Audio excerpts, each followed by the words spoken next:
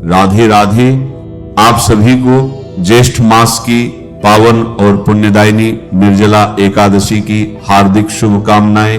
भगवान श्री हरि विष्णु और माता महालक्ष्मी की असीम कृपा आप सभी के जीवन में सुख, शांति, आरोग्य, समृद्धि और भक्ति का अखंड प्रकाश भर दे। प्रभु की कृपा से आपके सभी कष्ट दूर हों और आपके घर परिवार में सदैव मंगल और आनंद का वास बना रहे। सनातन धर्म में जितने भी व्रत, पर्व और उत्सव बताए गए हैं, उनमें एकादशी का व्रत अत्यंत श्रेष्ठ और कल्याणकारी माना गया है। और वर्ष भर आने वाली सभी एकादशियों में जो एकादशी सबसे महान, सबसे पुण्यदायिनी और सबसे अधिक फल प्रदान करने वाली कही गई है, वह है ज्येष्ठ मास के शुक्ल पक्ष में आने वाली निर्जला एकादशी। शास्त्रों में वर्णन मिलता है कि जो मनुष्य श्रद्धा, विश्वास और पूर्ण भक्ति भाव से निर्जला एकादशी का व्रत करता है, उसे वर्ष भर की सभी 24 एकादशियों के व्रत के समान पुण्य फल की प्राप्ति होती है। यही कारण है कि इस दिव्य एकादशी को भीमसेनी एकादशी और पांडव एकादशी के नाम से भी जाना जाता है। आज के इस अत्यंत महत्वपूर्ण और पावन प्रसंग में हम विस्तार से जानेंगे कि वर्ष 2026 में निर्जला एकादशी का व्रत कब रखा जाएगा, इसका सही मुहूर्त क्या रहेगा, पूजा विधि क्या है, पारण किस समय करना चाहिए, कौन लोग निर्जल व्रत कर सकते हैं और किन लोगों को सावधानी रखनी चाहिए। साथ ही यह भी जानेंगे कि निर्जला एकादशी में जल कब तक ग्रहण नहीं करना चाहिए, क्या दवाइयां ली जा सकती हैं, क्या कुल्ला या आचमन किया जा सकता है, क्या फलाहार करने का विधान है, इस व्रत के वास्तविक नियम क्या हैं और ऐसी कौन कौन सी गलतियां हैं जिन्हें भूल कर भी नहीं करना चाहिए। इसके साथ ही हम भीमसेन और महर्षि वेदव्यास जी की दिव्य कथा का श्रवण करेंगे। शास्त्रों में वर्णित इस व्रत की महिमा को समझेंगे। यह जानेंगे कि कौन सा मंत्र भगवान श्री हरि विष्णु को अत्यंत प्रिय है, कौन सा दान इस दिन विशेष पुण्य प्रदान करता है और ऐसा कौन सा कार्य है जिसे करने से मनुष्य को अक्षय पुण्य की प्राप्ति होती है और भगवान विष्णु की विशेष कृपा प्राप्त होती है। इसलिए आप सभी से निवेदन है कि इस पावन प्रसंग को अंत तक अवश्य सुनिएगा, क्योंकि आज हम उन बातों को भी जानेंगे जिनके विषय में बहुत कम लोग चर्चा करते हैं। आजकल सोशल मीडिया और विभिन्न माध्यमों पर निर्जला एकादशी को लेकर अनेक प्रकार की भ्रांतियां फैलाई जा रही हैं। कोई कहता है कि रात 12 बजे के बाद पानी नहीं पीना चाहिए, कोई कहता है कि ब्रह्म मुहूर्त के बाद जल ग्रहण नहीं करना चाहिए, कोई कहता है कि जूस पी सकते हैं, कोई कहता है कि दूध पी सकते हैं, तो कोई चाय या अन्य पेय पदार्थों को भी उचित बताता है। लेकिन वास्तव में शास्त्र क्या कहते हैं? पद्म पुराण, स्कंद पुराण, भविष्य पुराण और धर्म सिंधु जैसे प्राचीन ग्रंथों में इस व्रत का क्या विधान बताया गया है? आज हम इन सभी बातों को शास्त्रों के आधार पर समझने का प्रयास करेंगे। सबसे पहले जानते हैं कि वर्ष 2026 में निर्जला एकादशी कब है।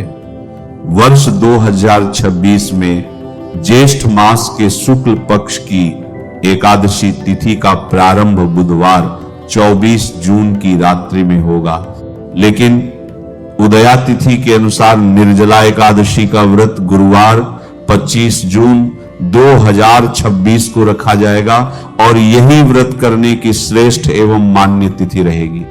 व्रत का पारण शुक्रवार 26 जून को प्रातःकाल सूर्योदय के पश्चात किया जाएगा। प्रातःकाल ब्रह्म मुहूर्त से लेकर सुबह लगभग 7 बजे तक का समय भगवान श्री हरि विष्णु की पूजा, जप और आराधना के लिए विशेष रूप से शुभ और फलदायी माना गया है। यद्यपि पूरे दिन श्रद्धा और भक्ति के साथ भगवान विष्णु का स्मरण, नाम, जप, भजन और पूजन किया जा सकता है, क्योंकि इस दिन किया गया प्रत्येक शुभ कर्म अनंत गुणा फल प्रदान करने वाला माना गया है। ऐसा कहा जाता है कि जिस प्रकार सभी नदियों में गंगा का स्थान सर्वोच्च है, देवताओं में भगवान श्री हरि विष्णु का स्थान सर्वोपरि है और मंत्रों में गायत्री मंत्र का विशेष महत्व है, उसी प्रकार सभी एकादशियों में निर्जला एकादशी का स्थान अत्यंत श्रेष्ठ और महान माना गया है। इसलिए जो भी श्रद्धालु इस व्रत को सच्चे मन, पवित्र भाव और भगवान के प्रति पूर्ण समर्पण के साथ करता है, उसके जीवन में आध्यात्मिक उन्नति, सुख, समृद्धि और भगवान की कृपा का विशेष आशीर्वाद प्राप्त होता है। अब यहां सबसे बड़ा प्रश्न ये उठता है कि आखिर निर्जला एकादशी इतनी महान क्यों कही गई है? ऐसा क्या है इस व्रत में कि 24 एकादशियों का फल एक अकेली एकादशी दे देती है? तो आइए इसकी कथा सुनते हैं। महाभारत काल में जब पांडव वनवास और कठिन परिस्थितियों से गुजर रहे थे, तब माता कुंती, युधिष्ठिर, अर्जुन, नकुल, सहदेव और द्रौपदी सभी एकादशी का व्रत रखते थे। वेदव्यास जी ने सभी को बताया था कि एकादशी का व्रत करने से भगवान विष्णु की कृपा प्राप्त होती है, पापों का नाश होता है और अंत में मनुष्य को वैकुंठ लोक की प्राप्ति होती है। लेकिन भीमसेन जी की एक समस्या थी, उनके उदर में वृक्क नामक अग्नि प्रज्वलित रहती थी, उन्हें अत्यधिक भूख लगती थी और वे बिना भोजन के नहीं रह पाते थे। एक दिन भीमसेन जी ऋषि वेदव्यास जी के पास पहुंचे और बोले, हे पितामह, मेरे सभी भाई एकादशी का व्रत करते हैं, माता कुंती भी करती हैं, द्रौपदी भी करती हैं, लेकिन मैं भूखा नहीं रह सकता। मेरे पेट में इतनी प्रचंड अग्नि जलती है कि बिना भोजन के मेरे प्राण निकल जाएं। क्या ऐसा कोई उपाय नहीं जिससे मुझे सभी एकादशियों का फल मिल जाए और मुझे बार बार व्रत भी न करना पड़े? तब वेदव्यास जी मुस्कुराए और बोले, हे भीमसेन, यदि तुम वर्ष में केवल एक दिन निर्जल और निराहार रहकर ज्येष्ठ शुक्ल पक्ष की एकादशी का व्रत कर लो, तो तुम्हें वर्ष की 24 एकादशियों का फल प्राप्त हो जाएगा। लेकिन ध्यान रहे, इस व्रत में जल तक ग्रहण नहीं करना है, तभी इसका पूर्ण फल प्राप्त होगा। तब भीमसेन जी ने संकल्प लिया और अत्यंत कठिन निर्जला एकादशी का व्रत किया। भगवान विष्णु अत्यंत प्रसन्न हुए और वरदान दिया कि जो भी भक्त श्रद्धा और भक्ति से इस व्रत को करेगा, उसे सभी एकादशियों का पुण्य फल प्राप्त होगा। तभी से इस व्रत को भीमसेनी एकादशी कहा जाने लगा। स्कंद पुराण में कहा गया है, एकादश निराहारो यो भुक्ते द्वादशी दिने सर्व पाप विनिर्मुक्तो विष्णु लोकांश गच्छति। अर्थात जो मनुष्य एकादशी के दिन निराहार रहकर द्वादशी को भोजन करता है, वह सभी पापों से मुक्त होकर विष्णु लोक को प्राप्त करता है। एक अन्य श्लोक में कहा गया है, निर्जला नाम या प्रोक्ता सर्व पाप प्रणाशिनी सर्वतीर्थमयी हेषा सर्व यज्ञ फल प्रदा। अर्थात यह निर्जला एकादशी सभी पापों को नष्ट करने वाली है, सभी तीर्थों के समान फल देने वाली है और सभी यज्ञों का पुण्य प्रदान करने वाली है। अब सबसे महत्वपूर्ण प्रश्न, निर्जला एकादशी में जल कब तक नहीं पीना चाहिए?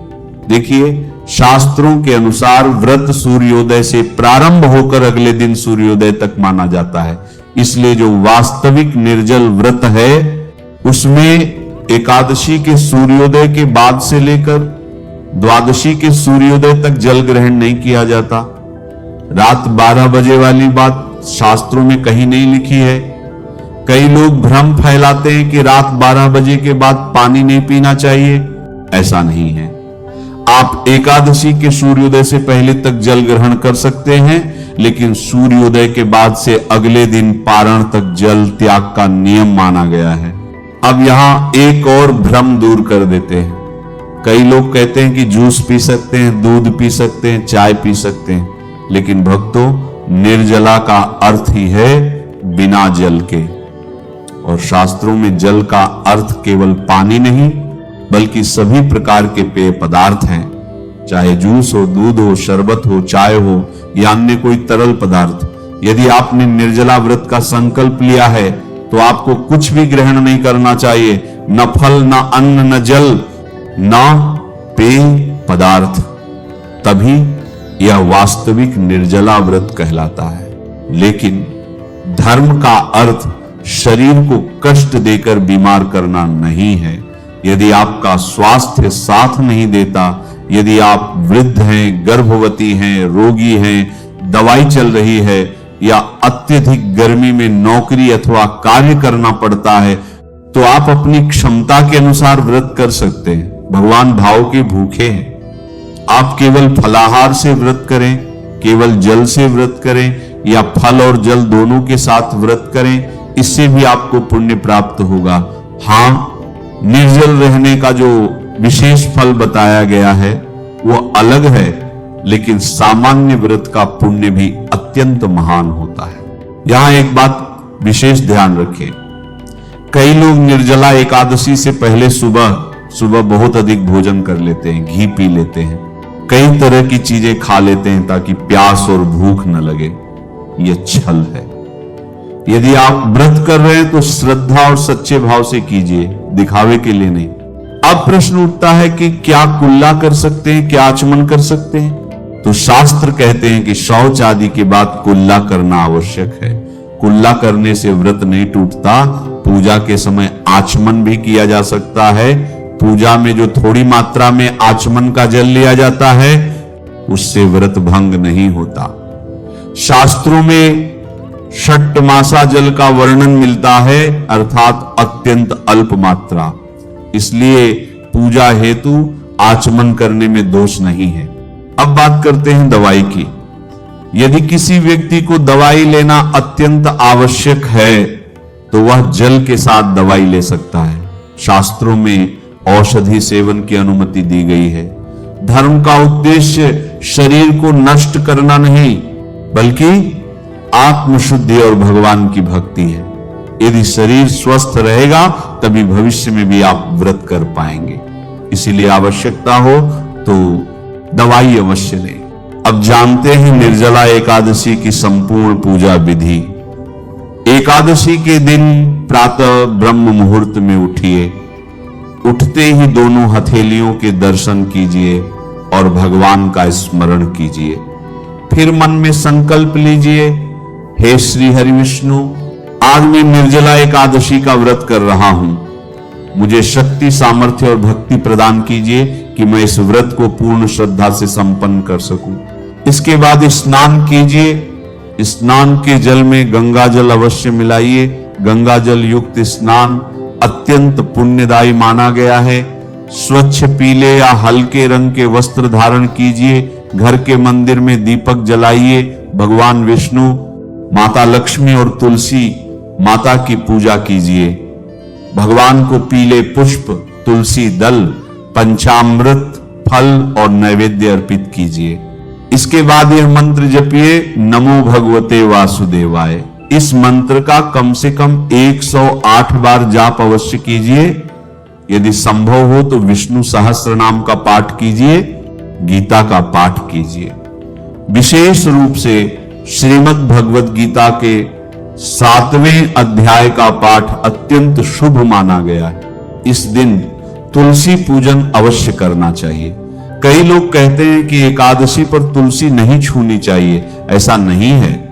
एकादशी पर तुलसी पूजन अत्यंत शुभ माना गया है।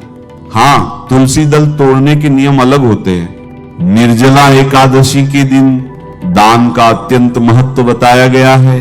विशेष रूप से जल से भरा घड़ा, मिट्टी का मटका, पंखा, छाता, खरबूजा, आम, शरबत, वस्त्र, जूते, चप्पल, अन्न और दक्षिणा का दान बहुत शुभ माना गया है।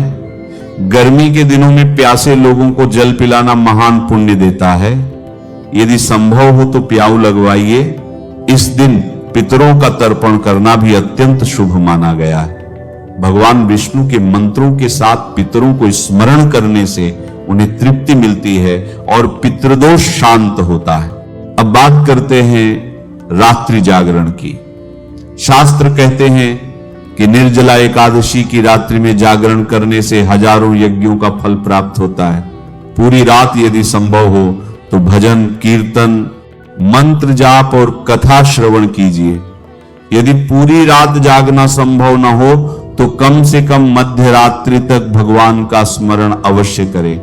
ध्यान रहे, रात्रि जागरण का अर्थ मोबाइल चलाना या टीवी देखना नहीं है। भगवान के नाम में मन लगाना ही वास्तविक जागरण है। अब बात करते हैं पारण की। द्वादशी के दिन प्रातः स्नान करके भगवान विष्णु की पूजा करें। ब्राह्मण या जरूरतमंद को दान दें। इसके बाद पारण करें। पारण सात्विक भोजन से करें। पहले तुलसी युक्त जल ग्रहण करें, फिर फल अथवा भोजन लें। अब एक महत्वपूर्ण बात, कई लोग पूछते हैं कि निर्जला एकादशी का वास्तविक लाभ क्या है।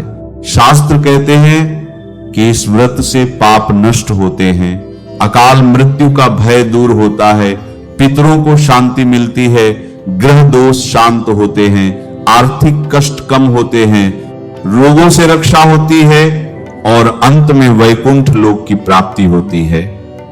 जो व्यक्ति सच्चे मन से भगवान श्री हरि विष्णु का नाम लेता है, उनके मंत्रों का जाप करता है और निर्जला एकादशी का व्रत करता है, उसके जीवन में आध्यात्मिक उन्नति होती है, मन शुद्ध होता है, इंद्रियों पर नियंत्रण आता है। यही इस व्रत का वास्तविक उद्देश्य है। अब कुछ विशेष उपाय जान लीजिए। यदि घर में धन की कमी रहती हो तो निर्जला एकादशी के दिन पीले वस्त्र में हल्दी की गांठ बांधकर भगवान विष्णु को अर्पित करें। यदि विवाह में बाधा हो तो तुलसी माता के सामने घी का दीपक जलाएं। यदि संतान सुख में बाधा हो तो नमो नारायणाय मंत्र का 108 बार जाप करें। यदि मानसिक तनाव अधिक रहता हो तो विष्णु सहस्त्र नाम का पाठ करें। इस दिन क्रोध बिल्कुल न करें, झूठ न बोले, किसी का अपमान न करें, तामसिक भोजन न करें, लहसुन प्याज से दूर रहें, ब्रह्मचर्य का पालन करें, नकारात्मक विचारों से दूर रहें और सबसे महत्वपूर्ण बात, व्रत का अभिमान मत कीजिए। कई लोग कहते हैं कि हमने निर्जला कर लिया, हमने इतना कठिन व्रत किया। भक्तों, जहां अहंकार आया वहां पुण्य समाप्त हो जाता है। इसलिए विनम्रता रखिए, भगवान को धन्यवाद दीजिए कि उन्होंने आपको यह अवसर दिया। यदि कोई व्यक्ति निर्जला व्रत करने में सक्षम नहीं है तो दुखी मत होइए, भगवान से प्रार्थना कीजिए, हे प्रभु, शरीर साथ नहीं दे रहा लेकिन मन से मैं आपके चरणों में समर्पित हूं। भगवान भाव देखते हैं। अंत में सभी से यही प्रार्थना है कि निर्जला एकादशी का यह पावन व्रत श्रद्धा, विश्वास और नियम के साथ अवश्य कीजिए। भगवान श्री हरि विष्णु और माता लक्ष्मी की कृपा आप सभी पर बनी रहे। आपके जीवन के सभी दुख, रोग, कष्ट और बाधाएं दूर हों। 25 जून 2026 निर्जला एकादशी की यह पावन रात अत्यंत दुर्लभ और पुण्यदायी मानी जा रही है।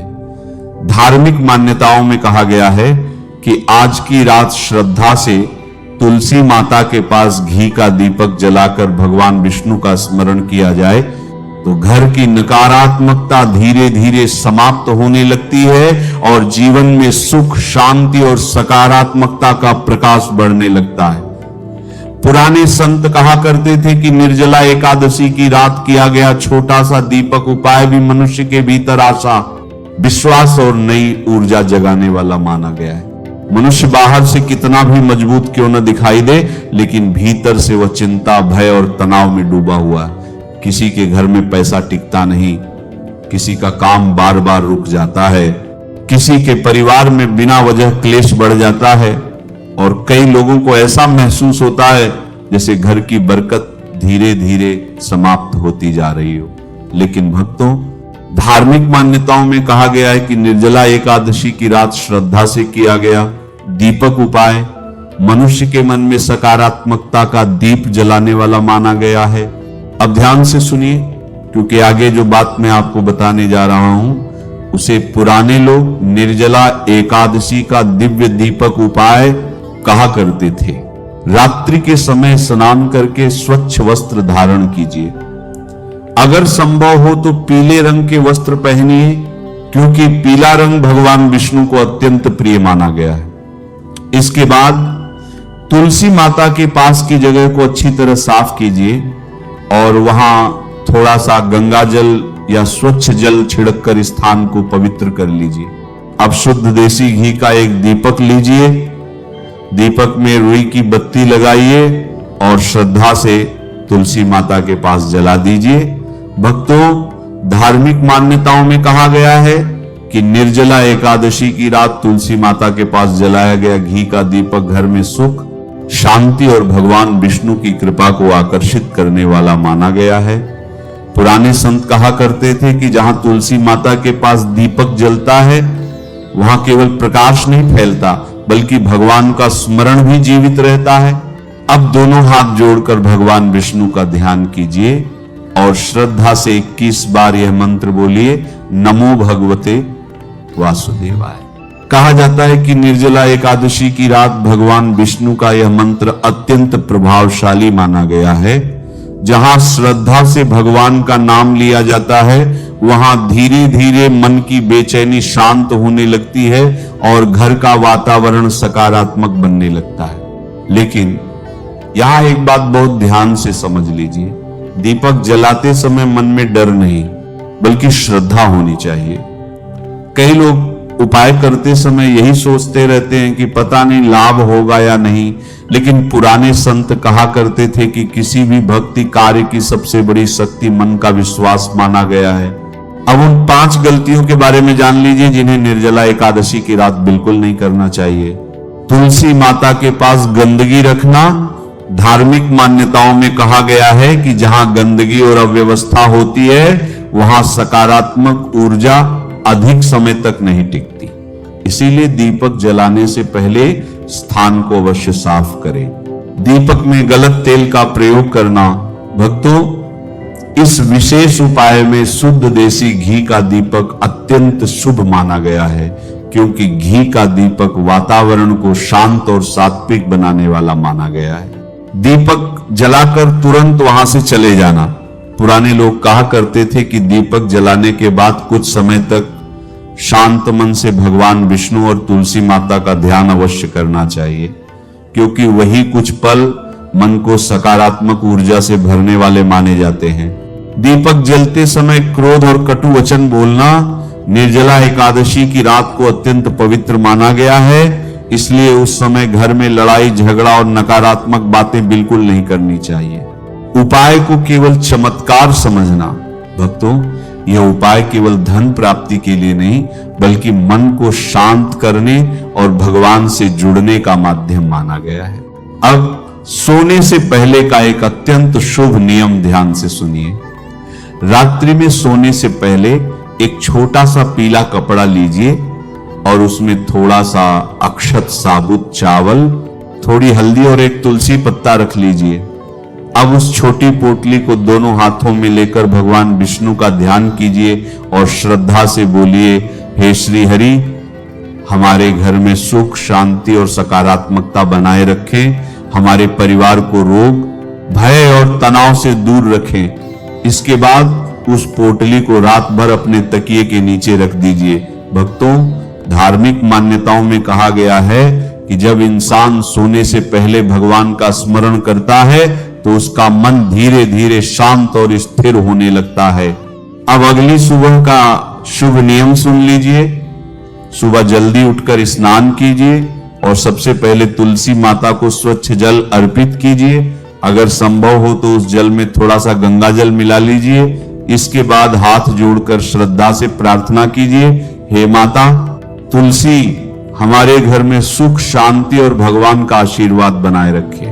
धार्मिक मान्यताओं में कहा गया है कि निर्जला एकादशी के दिन अगर श्रद्धा से किसी जरूरतमंद व्यक्ति को जल फल गुड़ शरबत या अन्न का दान किया जाए तो ये अत्यंत शुभ माना जाता है, क्योंकि निर्जला एकादशी में जलदान का विशेष महत्व बताया गया है। पुराने लोग कहा करते थे, जिस घर से दान निकलता है वहां भगवान की कृपा जल्दी आती है।